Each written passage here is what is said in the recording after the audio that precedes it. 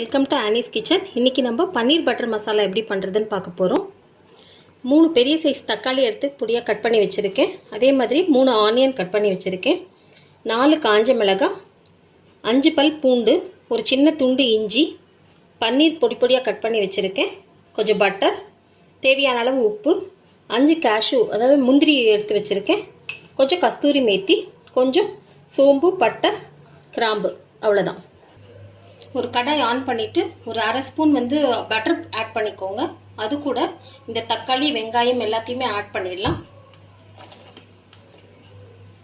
இது கூட பூண்டு, இஞ்சி, காஞ்ச மிளகாய்,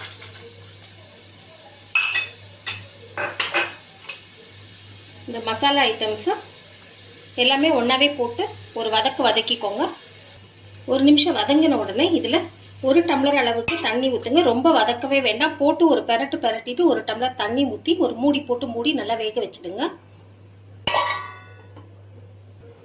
ஒரு 3 நிமிஷம் நல்லா வெந்துருச்சு.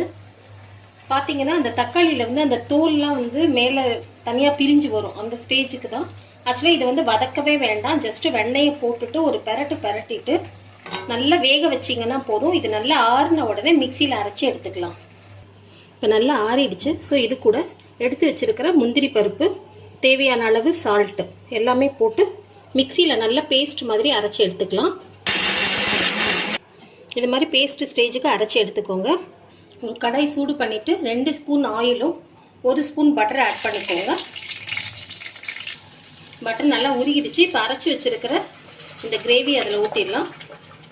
ஒரு அரை டம்ளர் மிக்சியை வாஷ் பண்ணி அந்த தண்ணியும் அதோட ஆட் பண்ணிக்கோங்க. இதை ஒரு 2 நிமிஷம் பச்சை வாசனை போகிற வரைக்கும் ஒரு மூடி போட்டு மூடி சிம்மில் வச்சிடலாம். நல்ல பச்சை வாசனை போன உடனே ஒரு 1/4 ஸ்பூன் சுகர் ஆட் பண்ணிக்கோங்க. இந்த பன்னீரையும் ஆட் பண்ணி நல்லா மிக்ஸ் பண்ணி திருப்பி கொஞ்சம் ஒரு 2 நிமிஷம் மூடி வச்சிடுங்க.